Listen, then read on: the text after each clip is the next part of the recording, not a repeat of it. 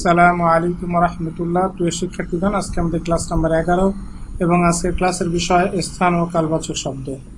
স্থান ও কালবাচক ইসমগুলোকে আরবিতে জার্ফ বলা হয় এবং জার্ফ দুই প্রকার।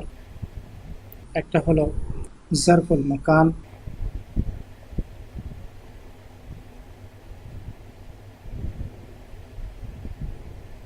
বা স্থানবাচক শব্দ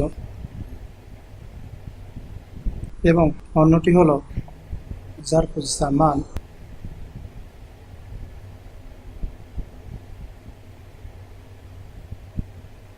কিংবা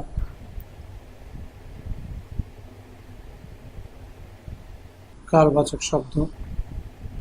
বন্ধুরা, আসলে আমরা প্রথমেই জারফুল মাকান এবং জারফুল জামানের কিছু উদাহরণ দেখি।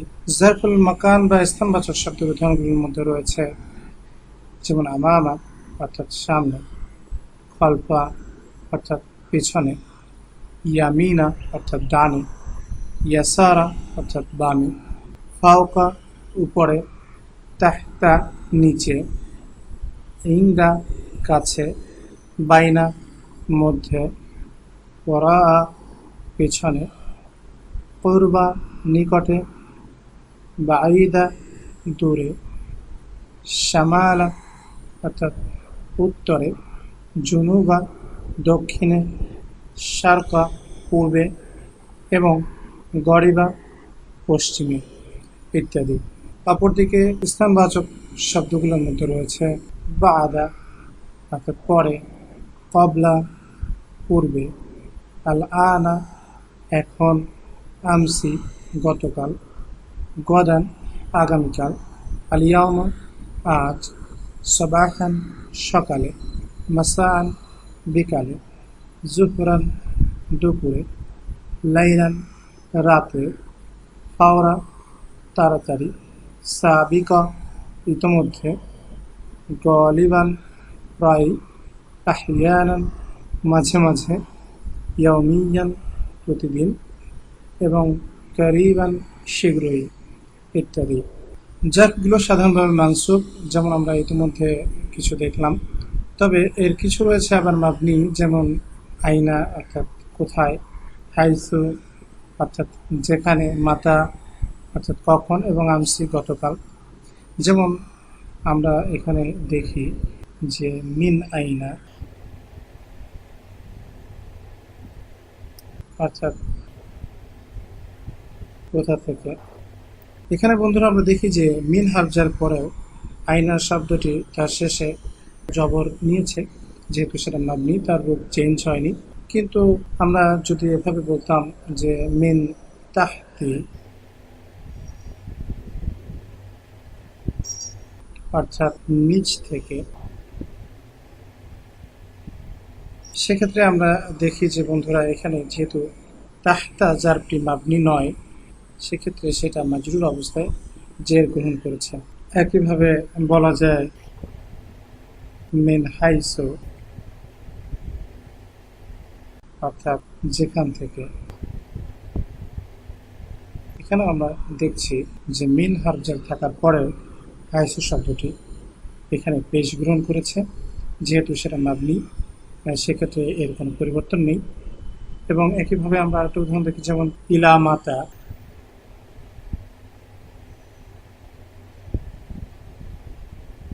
অর্থাৎ কখন পর্যন্ত। এক্ষেত্রেও ইলা হার্জার আসার পরেও মাতা শব্দটি যেহেতু মাবনি, সেক্ষেত্রে সেটা পরিবর্তনই থাকবে। জার্ফগুলো সাধারণত মুদাফ হিসাবে ব্যবহৃত হয়, যেমন আমরা কিছু উদাহরণ দেখি। তাহতাল মাকতাবি, এর অর্থ হবে টেবিলটির নিচে।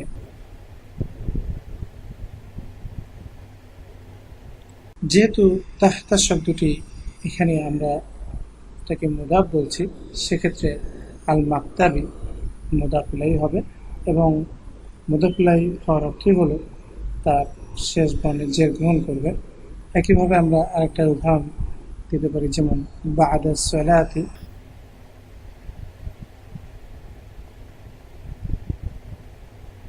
অর্থাৎ সালাতের পরে।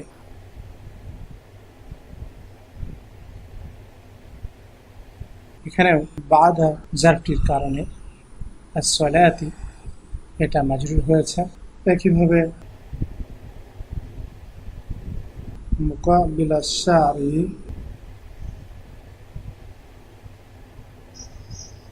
অর্থাৎ রাস্তার বিপরীতে,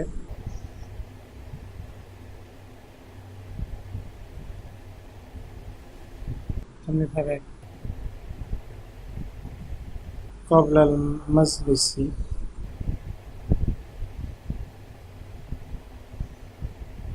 অর্থাৎ সভার পূর্বে। বন্ধুরা, আমরা দেখছি যে জারগুলো মুদাফ হিসাবে ব্যবহৃত হয়েছে, যে কারণে তার পরবর্তী শব্দগুলো মুদাফ ইলাহি হিসাবে মাজরুর হয়েছে। জুমলা ইসমিয়া কিংবা নাম প্রধান বাক্যগুলোতে যার খবর হিসাবে আসে, যেমন আমরা একটা বাক্য দেখি, আল বিরু আমাম আশ-শাজারাতি,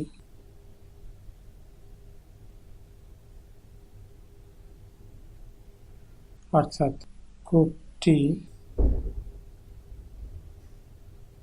গাছটির সামনে।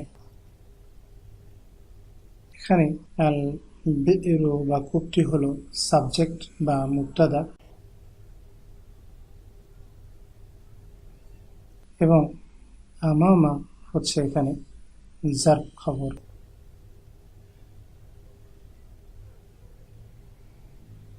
এবং আশ-শাজারাতি এটা হচ্ছে মুদাফ ইলাই। আমরা আরেকটা বাক্য দেখি, যেমন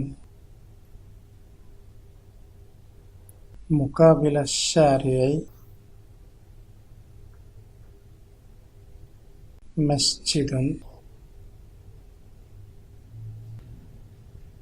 অর্থাৎ রাস্তার বিপরীতে একটি মসজিদ।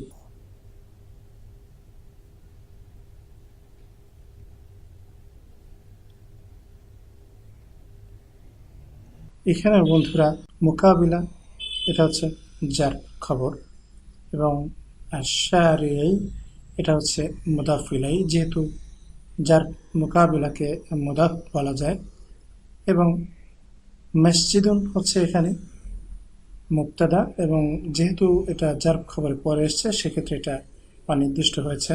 তাহলে আমরা এর অ্যানালাইসিস লিখতে পারি এভাবে: মোকাবিলা এটা হচ্ছে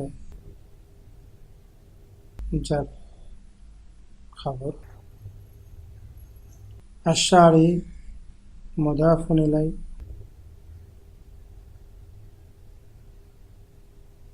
এবং মসজিদুন এটা হচ্ছে মুবতাদা। আমরা যার খবর সম্বলিত আরো কিছু বাক্যের উদাহরণ দেখি, যেমন প্রথম বাক্যটি নদীটি স্কুলের দক্ষিণে, তাহলে কি হবে? নদীটির আরবি হলো আন-নাহরু জানুব আল মাদ্রাসাতি।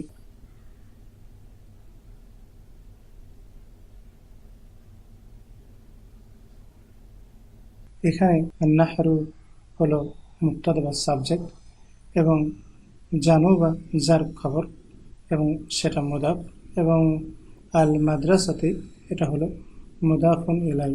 দ্বিতীয় বাক্যটিতে আমরা দেখছি যে আমাদের বাড়িটি বাজারের নিকটে। আমাদের বাড়িটি এর আরবি হলো বাইতুনা।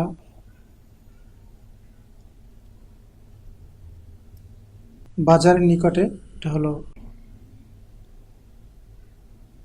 কুরবাস সুকি। এখানে বাইতু সাবজেক্ট বা মুবতাদা, এবং না মুদাফুন ইলাই, কুরবা যার খবর, এবং সুকি মুদাফুন ইলাই। তৃতীয় বাক্যটিতে আমরা দেখছি আজ আবহাওয়া গরম, তাহলে আবহাওয়া এর আরবি হলো আল জাউ, গরম এর আরবি হলো হারুন, এবং আজ এর আরবি হলো আল ইয়ামা।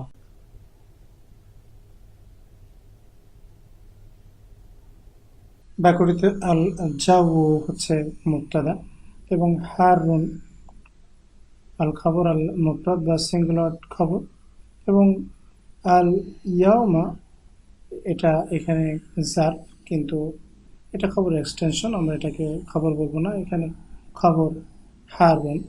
এবং চতুর্থ বাক্যটিতে আমরা দেখছি জ্ঞান কথা এবং কাজের পূর্বে। তাহলে জ্ঞান এর আরবি হচ্ছে আল ইলমু,